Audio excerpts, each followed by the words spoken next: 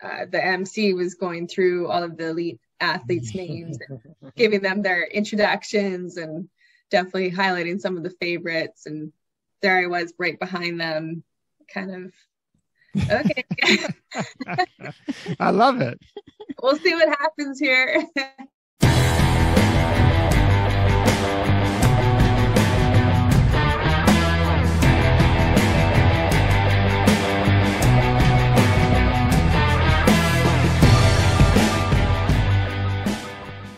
Welcome back, everyone, to another exciting podcast from GottaRunRacing. Hello. We got a great show for you today. Yeah, so excited. But first, we're only 2 weeks away from Lost Treasure. That's right. It's coming up fast. And it's snowing. Of course. We woke up to snow this morning, but we'll get it done. We'll get it done. Sun's coming. Yeah. So, who's on the podcast today? Well, we have Jazmine Lowther from Nelson, BC. Who just recently came off a big win at the Canyons, winner of the 100K. She's got a golden ticket to Western States. I can't wait to hear all about this. Oh, yeah. What an exciting finish. Yeah.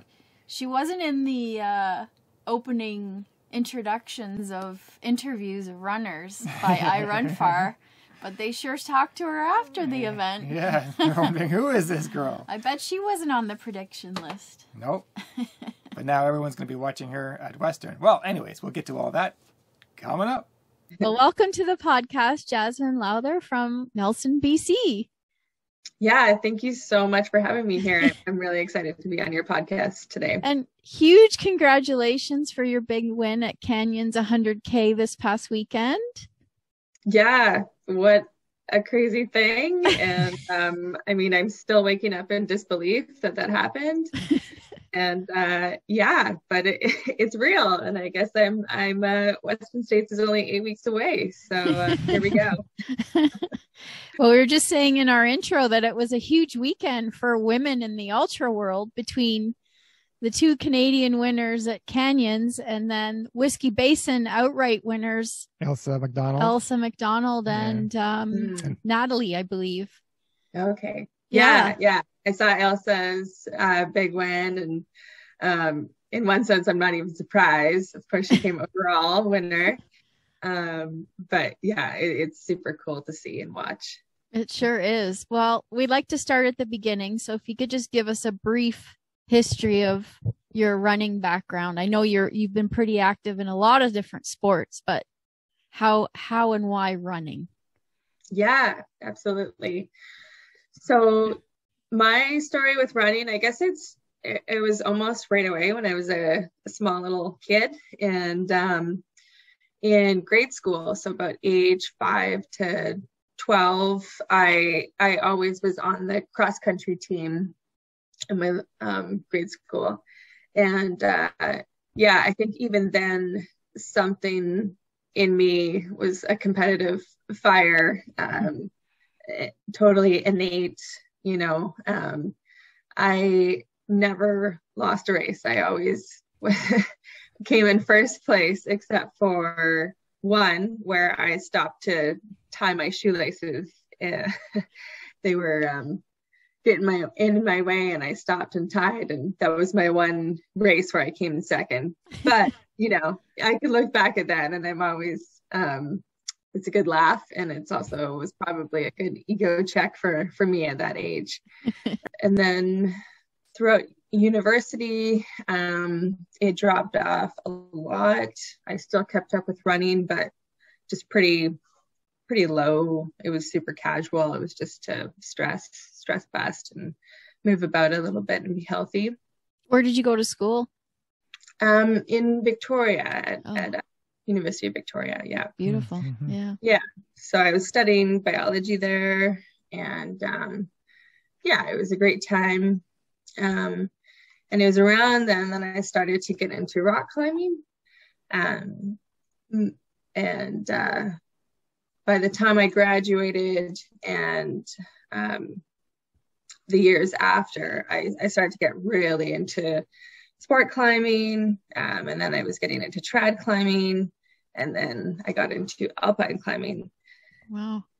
Yeah. And Wow. so with those three things, especially alpine climbing, I would say that one is the most, it's the most endurance of the climbing disciplines.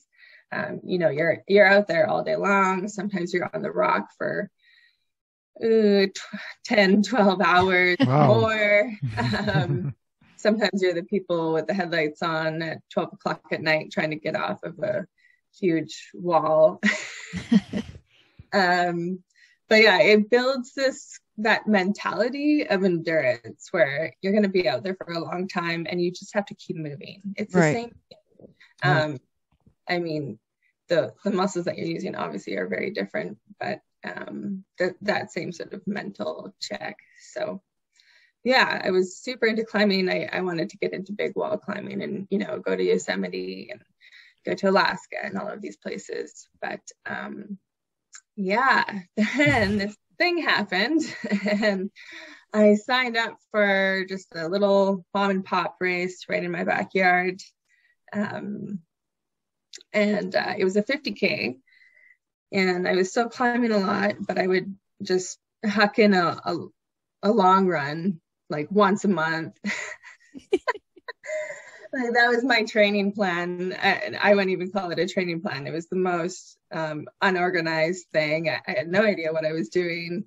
Just like, oh, okay, I've got this 50K coming up and I better do something about it.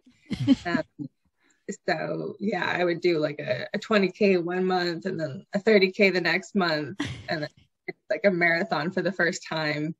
And it took me a really long time. I think my parents they came and biked along beside me. I could hardly walk. I got runner's knee after, like not prepared at all. And I couldn't even run a month before the race because my runner's knee was so bad. And then even the morning of the race, I was like, oh, I'm probably going to come dead last or something like that, or not even be able to do it. And I go through the race. It was super fun, pretty chill, probably 40 runners, if that. You go up this mountain and then you come back down, and it's all on mountain biking trails, so it's super fun trails. And ended up doing really well. I came third overall, and was definitely the first for the women's. And from that it was like, oh, okay, well maybe you got something here. Yeah, maybe if I actually trained, it could be something more. But of course, with COVID, everything got canceled, so it was a little bit too bad. But we focused on just doing some FKTs and just having fun out of the mountains. And I would go up to the Rockies over Canmore area, and there's just so much that you can run. You can do big long traverses, like you could do what most people would hike in 5 or 6 days. You can do it in like 6 or 7 hours. So wow, it's super cool to do that. And so it was just a nice healthy year to get into it and build a solid base. And then I think it was in 2021 I was coaching myself and did Sinister 7, and that race was quite fun. It finished with Arden Young and we were tag teaming that entire race, and in the end I had just caught up to her. I thought there was a little bit more to that race, and she ended up crossing the finish line, and I was 13 seconds behind her. Oh, wow. Nice. That's considered a tie in ultra. Yeah. Really. Yeah. So that was in a 50 miler, so that was pretty fun. And we were both second and third overall, so that was pretty cool. But before we get to 2021, the kid that beat you, the one kid, do you know where that kid is today? In the grade school race? I know. I should reach out. Okay. I don't know. Okay, let's move on to 2021 when you took on Run Rabbit Run. Was that your first 100 mile or no? Absolutely. Yeah, it was. Wow. And Yeah, what made you choose this as your first 100-miler? That's a tough race. it is a tough race. Yeah. Actually, well, Dave Stevens, he had ran it before. And so September 2020, we both signed up for it. And then, so I trained all year for that one. And was just, you know, what does a 100-miler even mean? I have no idea. I can't even fathom running 100 miles. Yeah, so it's just this huge beast. That one was too bad. So during my taper, I got really sick, and so I was still feeling those effects going into that race. Yeah, so I would love to do another 100-miler and give it a real shot in good health. So yeah. Did you know who you were up against when you started that race in terms of the field of women, including Alyssa St. Laurent and Amelia Boone?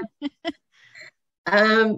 The funny thing is, with all these races, I'm still so new to the ultra running scene. So I'll try to look up people's names and, oh, okay, wow, they have this many followers, and wow, they've already ran Western State. You know, it goes down a rabbit hole. Yeah, it's very, very intimidating. And sometimes I don't even know whose name to look up. But yeah, I did meet Alyssa before the start line, and Arden was there as well. And, you know, we'd been talking about it beforehand. Ever since Sinister, we've been good friends. And yeah, Addie Bracey, I don't think I even really knew her name, but yeah, I do remember seeing her during the race and being like, wow, yeah, she's hauling. Yeah. It's probably better not to know in a way, right? Because everyone has, whatever happens on race day is not necessarily reflective of what you can actually do. So if you're having a good day and they're having a bad day, you know, it's better not to get into your head and say, oh, well, that's my competition. Well, it's not necessarily true. Yeah. I don't know, with Checknet and then the recent canyons, I kind of fell into that trap where looking into names and leading up to the race, everyone's saying, oh, this is the most competitive field for Checknet. Oh, Canyons is the most competitive 100K in North America. And you're just like, what's going to happen here? Like, how do I even have a chance? Right. So yeah, and it does make you feel small. And then throughout Canyons, being in first, just the psychology of that, it really makes you feel really kind of big, or it makes you feel more, it gives you energy. So yeah, you kind of have to really watch that. And I think now, learning that lesson twice in a row, it's like you can't let that intimidate you. Not at all.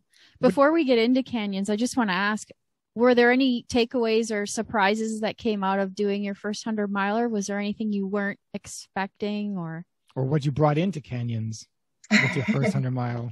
Yeah, I am so glad I have that leading into canyons, and now going forward into this season. It's just having done a 100-miler, it gives you so much confidence. Like, okay, I can do 100 miles.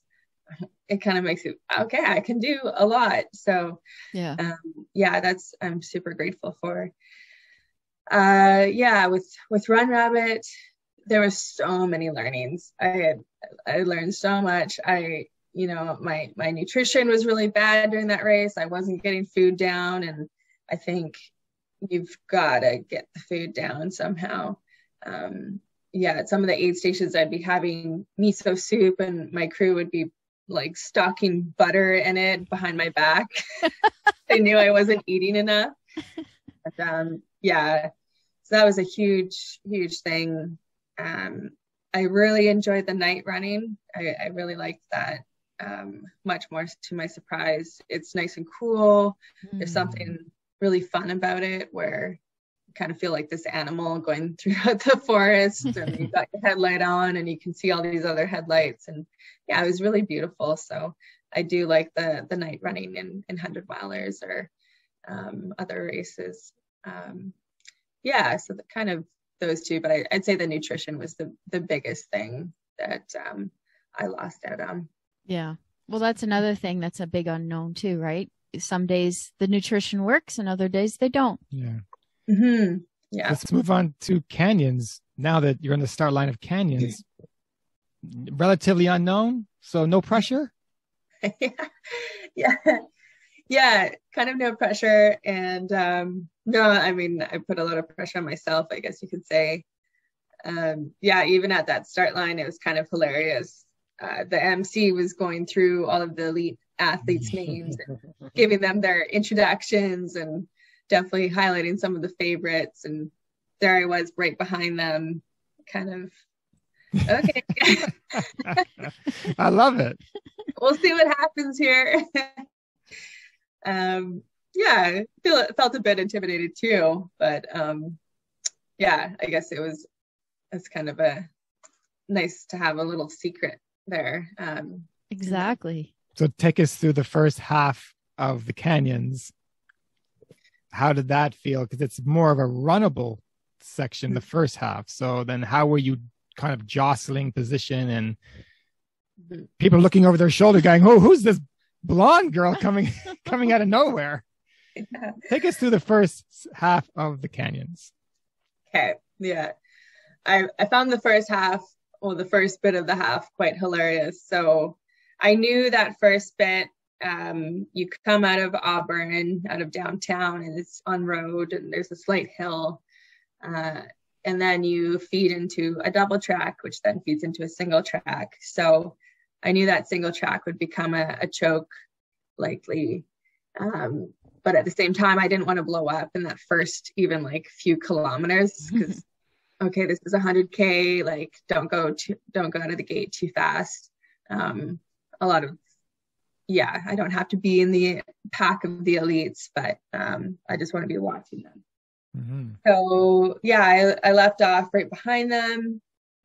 Everyone's running, lots of people, and I was kind of starting to move ahead.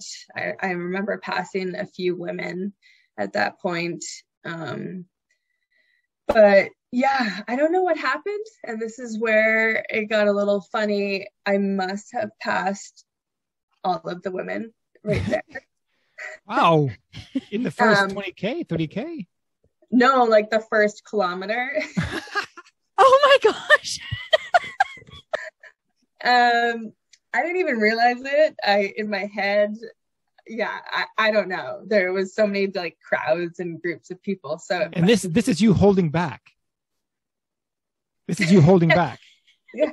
Okay. So. And so we fed into the double track, and I was still thinking like, oh, these like 10 women are ahead of me. And then it got into the single track, which became this bumper to bumper traffic jam, and you went really slow, and I was getting a little bit frustrated because you can't pass. It's like, oh man, they're making such a gap on me right now. They're probably way ahead, just flying down the trails. And finally it widens and it's pretty flat and super runnable, and you're even on road for a while. So I was going a pretty steady state, like, I don't know, 405 or 410 pace in kilometers. And then you start to work your way up. I passed one of the first aid stations and still thought I seriously thought I was in 10th or 12th place at that point. I kept going. And then around 15K, the sun was coming up. I was just cresting this hill. And there was this man standing there with, he looked like staff. And right away I was like, oh, he must be a race director. He just had that air about him. And so it's like, hey, are you the race director? He's like, yeah. And amazing course. Thank you so much. And then I could hear him following me running, his camera out, and he was like, "We have first place female," and I'm just like, "What? No, I'm first place. I'm in like 12th place." It's like, "No, you're the first female," and I was just like totally blown away. Like, you got to be pulling my leg. You must be kidding. If you are kidding, like, please tell me if this is a joke. And he was like, no, I'm pretty sure you're first place female. So I kept running, definitely like butterflies are in my stomach. I feel the excitement. But then at the same time, I was a little bit skeptical. Like, what if he's wrong? What if he is pulling my leg? Still didn't really believe him. So I was like, okay, like, yeah, I've got this energy coming in. I can take it, but also be still careful that I might not have first place. And then leading up into the next aid station at 25K, I was still asking the volunteers, like, am I first female? Wow. What place am I? But then it was so obvious. Everyone was cheering, and they're like, and here we have the first woman coming through, and stuff like that. So it was kind of like this surreal dream. Like, how is this possible? I don't even know. Do you like being chased, or would you rather chase? Because now that you know, now you're like, okay, well, where are they? You have no idea where they are. Right. Yeah. It's a total mental switch, where in the past I had learned from a few of my previous races that at every single aid station, always ask how you're doing. You know, how far ahead is everyone else? How far ahead is the next female? And so that was my kind of strategy going into this race. But then, yeah, it's total reversal, where you're wondering how far behind are they? And so I was trying to ask that, but of course, no one could give me the answer. No. So, yeah, but at the same time, it really, really gives you energy. So, like, even before I knew I was in first place, my legs were feeling flat on some of those hills. And, after, it was like the jets just turned on. Like, this rush of energy came through, and yeah, it held throughout the race. So I definitely think when you're in that first place, the psychology of it, for me, I think it really worked. Right. The second half of the course is now the climbing, right? So are you worried now, okay, they could be better climbers than I am? How do you handle that now, wondering if they can catch you on the climbing? Yeah, I was definitely a bit worried about that. I do a lot of hills in my training, so I would say my forte is actually the steady climbs. Anything that's a grade that's still runnable. I was passing a lot of the guys on those hills. Okay, that's a boost. Yeah. And then in that second half, you're just going all the way down like these steep hills, and then all the way back up. So yeah, my legs were definitely getting a bit roasted, and then some of those hills I was just having to power hike and grind it out. So a little bit worried that people maybe were tapping into, like, if they had been conserving energy, that maybe they were going to be making a comeback. So I was really waiting for Deadwood Junction, which is where you do a loop, and then that way I could get the on where people were.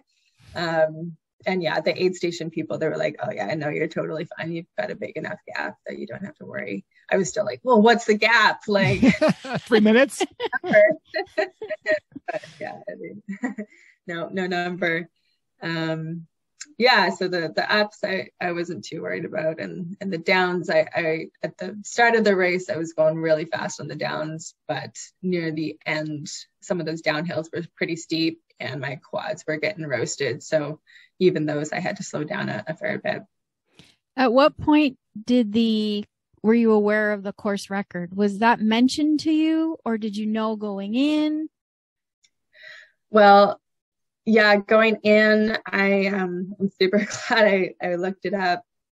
I mean, I was trying to find on Strava Beth Pascall's, actually her race, but right. She hides all of her races when she gets into her race season, which is maybe a good thing. But actually in my mind, I thought that her time was 10:03. So I memorized the number wrong. But I did look at Abby Hall's her time, and she was 10 and a half. And so I was looking at her splits and everything. And that was actually my goal, was 10 and a half hours. Okay. And even that was like, I have no idea if this is possible for me. And even that just sounds like super mega crushing. Mm-hmm. So yeah, that was kind of my goal. But then I guess I realized at the halfway point that I had already surpassed that one, which was kind of cool. It was like that 50K with 2,000 meters of vert. The time was very similar to my Chuckanut race time, which is actually a 50K with less vert. So it was like, oh, okay, I guess I'm doing pretty good here. But at it was 80K, I was at 8 hours, and I knew there was still 500 to 700 more meters of climbing, right?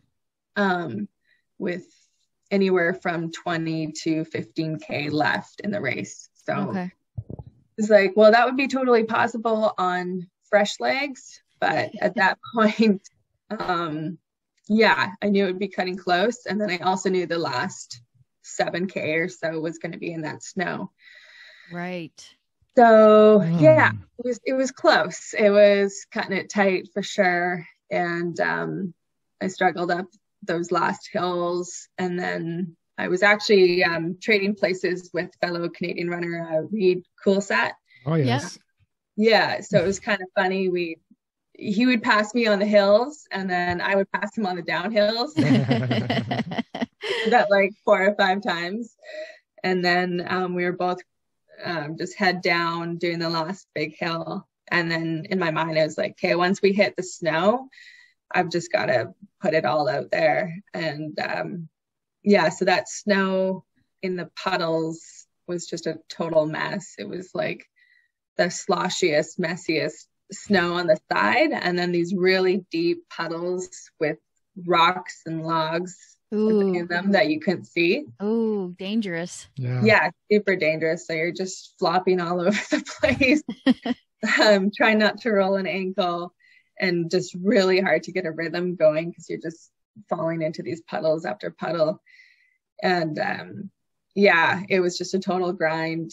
But I was just, ear stretch, trying to, okay, do I hear a crowd yet? And just hold on. And I couldn't even get any food out of my thing, so I was bonking at the same time. And just holding on for dear life. And finally, yeah, rounded that corner and crossed the finish. So yeah, by 1 second.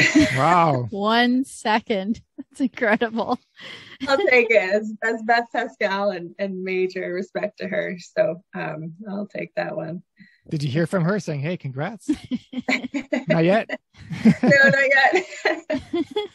Well, you know that Beth got the record at Canyons last year, and then she went on to win Western States. So is that in your cards? Is that a little bit of repeat there?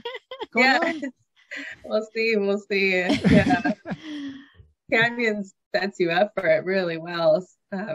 Same course, and kind of good timing right before, and yeah, so we'll see. But I heard that you didn't realize that your ticket was for 2022. Yeah. It was a major misunderstanding on my part. I think somewhere I thought I had read it was for 2023, but obviously not. And it's like, oh, okay. And in 9 weeks, oh, okay. Just you're going to meet Beth at Western States this year. She'll be there. Yeah. She has to defend, I guess. Yeah. That'd be cool. Did you bring your ticket home, Jazmine? I couldn't quite get it on the plane. So I had a buddy that's driving up, or my aunt who lives in Sacramento, she might try to mail it up. They're bloody big. Yeah.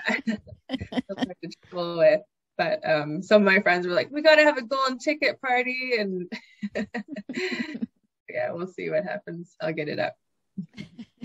Well, there's going to be an amazing Canadian contingent at Western this year because so many of them deferred from the previous 2 years because of COVID. So, in fact, you are our 15th Canadian that we chatted with who's going to be at Western this year.